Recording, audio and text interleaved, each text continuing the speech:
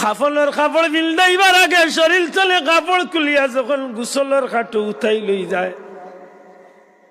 আল্লাহর বন্দার পক্ষ তলে ডাক দিয়ে জিকাইল, ভাইয়া ও আমার আপনজন নকল, আজকে আমার শরীর চলে তোমরা খেনে কাপড় খুলো। যখন সাদা কাপড় বিলদাই লই যায়, চিৎকার করি কয় রে আমি জানি দুনিয়ায় মানুষে যখন নতুন কাপড় পিন্দে কোনো নতুন জায়গায় যাইবার লাগি পিন্দে, আজকে তোমরা আমার শরীরের মাঝে নতুন কাপড় পিন্দাইয়া দিলে, সত্যি কি তোমরা আমার এই জায়গা তুলে বিদায় দিলাই বাইনি?